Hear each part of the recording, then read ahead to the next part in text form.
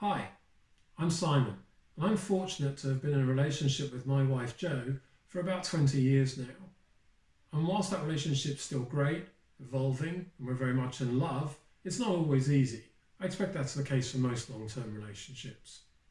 So I wanted to share something that we've been doing that I think helps keep our relationship stronger. And I wanted to share this because I've never heard of any other couple doing something like this, although I'm sure others must have done similar things. If I'd heard of this idea, then I almost certainly would have tried it a long time ago to see if it was any use or benefit to us. So that's the reason for sharing, in case you're in a relationship now or in the future and you feel like something like this might help. For context, I'm recording this in the third week of self-isolation in the corona pandemic. I'd actually been thinking of recording something like this for a while now, but with lots of people spending more time with their partner at home in close quarters, it seemed like a particularly good time to do this. And just the process of thinking, what am I going to say, has been useful for me too, reflecting what we've done and what we've learned from it.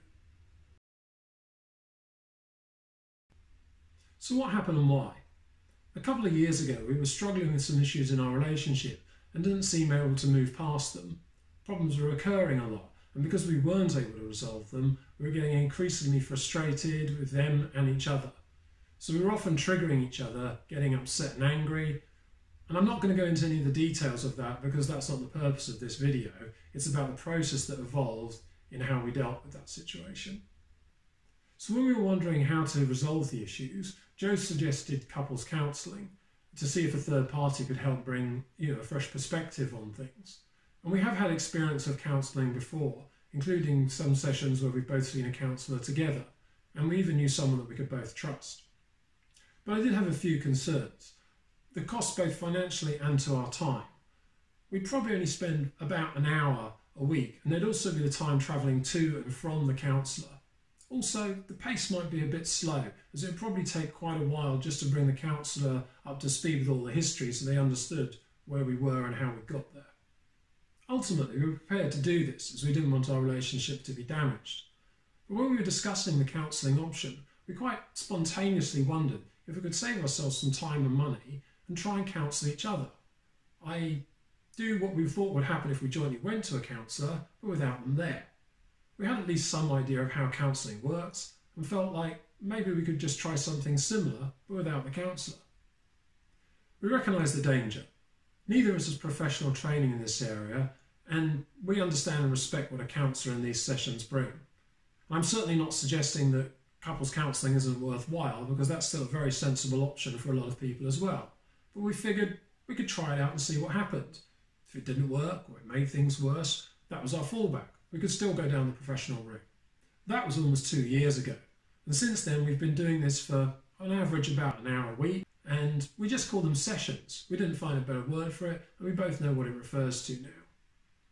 Just so you know, I've no real knowledge of the field of counselling and what other techniques are out there, and I've not researched any of this. I'm just sharing what we've done and how it's gone.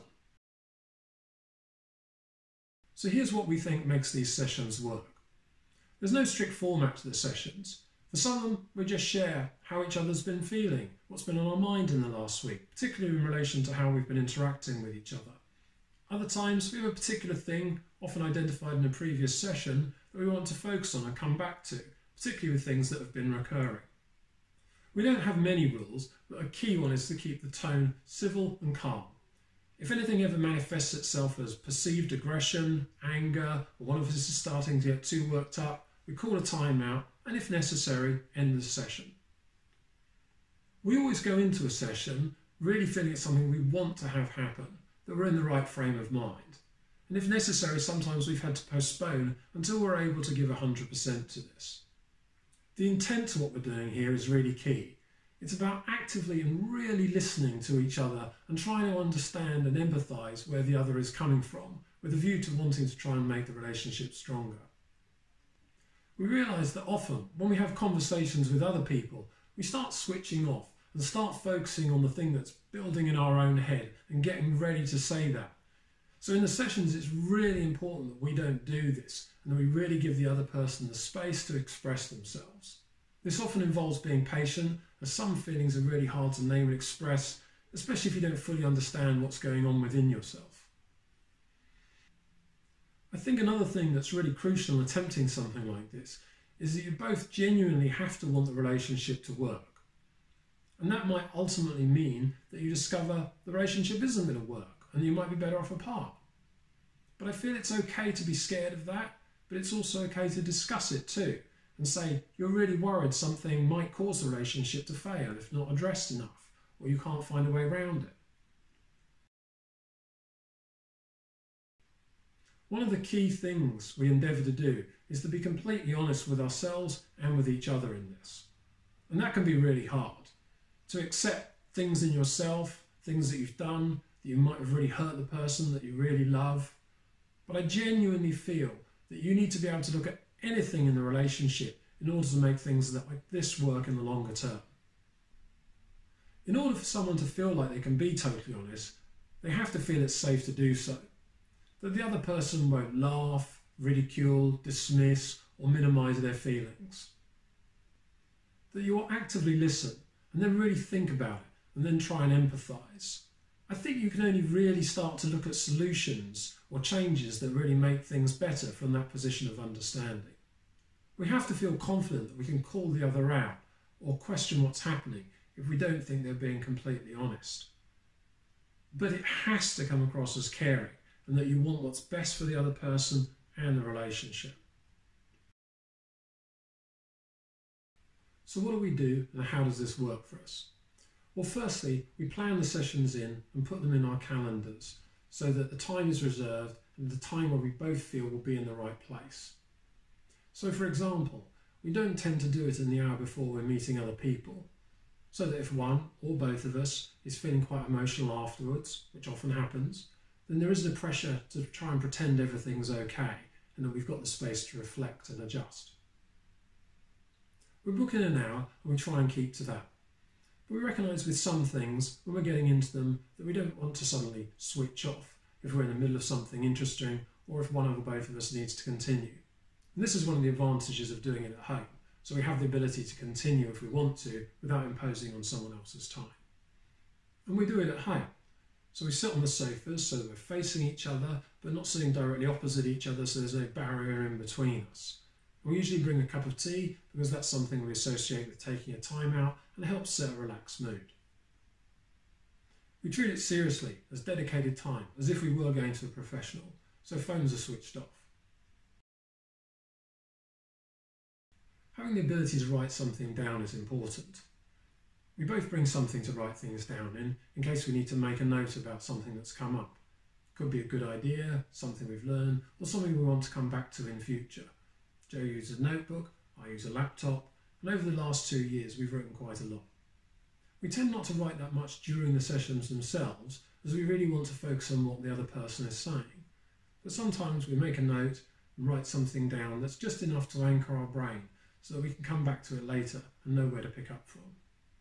We often come up with homework to feed into the next session, so something might have come up that feels new or worth coming back to in the next or coming sessions.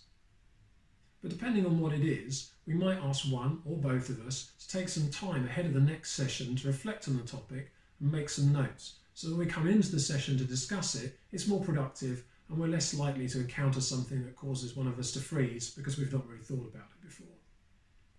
We find that the sessions that occur after homework are often the most productive ones because it clearly shows to the other person that we've taken the topic seriously. These notebooks are useful to come back and reflect on. Something that we've done recently was to look back and read these diaries. It was interesting to see the journey, things that had come up more than once, things we'd forgotten to do, and this in itself made for an interesting discussion on how we felt about reading it all after some distance. I don't want to go into many of the specifics of things we've learned during this process, because that's not really the point of doing this video, but I thought it might be worth sharing a couple of things we've learned. One of the earliest things we discovered was that we often went into an established pattern of behaviour when frustrated and neither of us was particularly listening to the other person, and things could often continue like that, escalating. So we wanted to have a way of breaking that cycle, but gently. So we thought about how we could do that, and we came up with a safe word.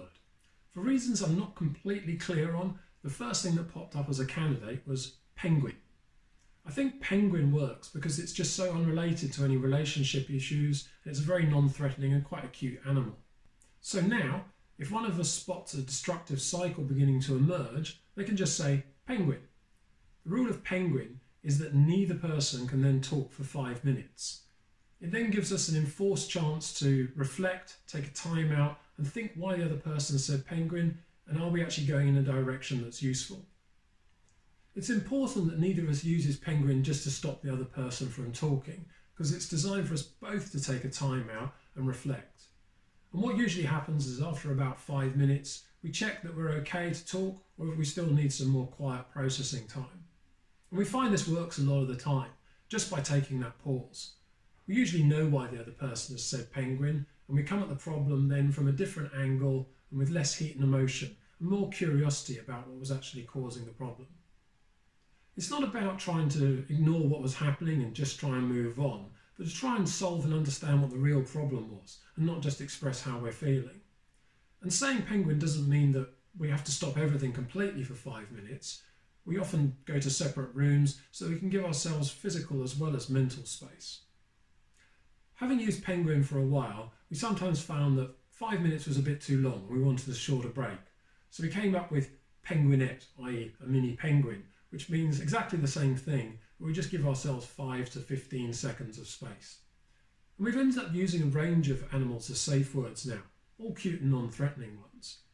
We both get triggered by slightly different things, and sometimes we aren't immediately aware of how the other is feeling. So we use these animals as shorthand to let the other person know they've done something we found particularly triggering. Again, how you say it and effectively asking for permission, raising a hand, makes all the difference. And then at least the other person knows that they've just triggered the other one and they can decide how they want to continue. The other animals don't mean an enforced period of silence like penguin, although that's often what happens, as the person on the receiving end of it should ideally reflect so they don't make matters worse. One of the earliest things we did in the sessions was to try and make a list each as homework of what things that we did that triggered each other. So this could be a word, a phrase, an action, behaviour, anything.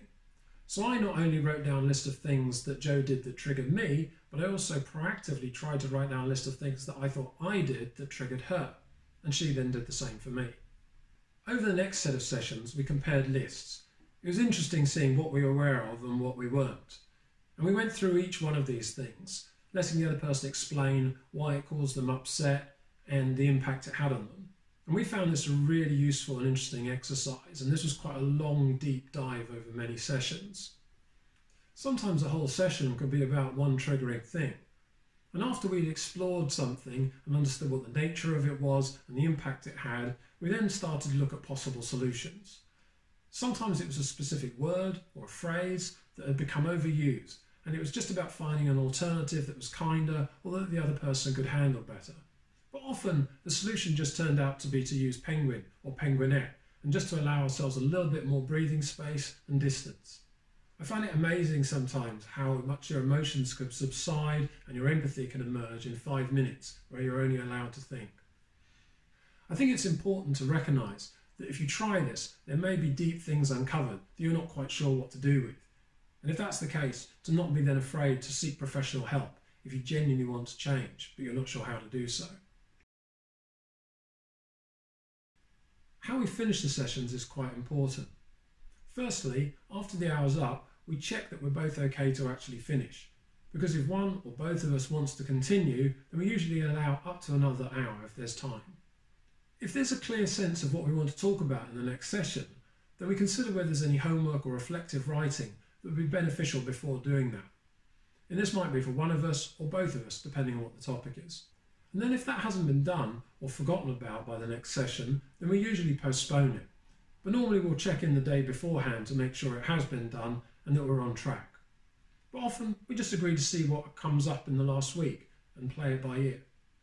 At the end of the session, we plan in when the next one will be, that it'll suit our mutual calendars, and we add it into them straight away.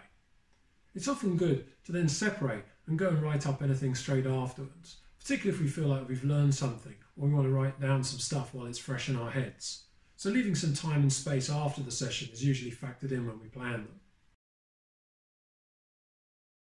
When we first started doing this, it became clear that we had enough topics and things to discuss for a few months. But as time went on, I came to realise that I probably always want to keep this going, just to make sure the relationship is everything it can be. That we're always taking it seriously and giving each other the space to talk about things. Naturally, we also do that on an ad hoc basis as things come up and it feels right. But I think it's important to keep the sessions going and to protect that dedicated space. Because when is a relationship ever perfect? I just want to reiterate something here, because I don't think this is for everyone. If you do decide you want to try something like this, it's really important you both want to try it and that you establish some ground rules together so you feel safe and empowered in trying it out. And then if you try it and it doesn't work, or you find you need a third party or professional help, then don't be afraid or ashamed of doing that. Relationships aren't easy. So there you go. That's how we ended up here and what we've been trying. You're welcome to ask anything about it, as long as it's about the process. And if you've ever heard of anyone else doing something like this, I'd really be interested to hear about it. And if you end up trying something similar in the future and it works or it doesn't, I'd be interested to hear about that too. Thanks for listening, and I hope you found some of this interesting or useful.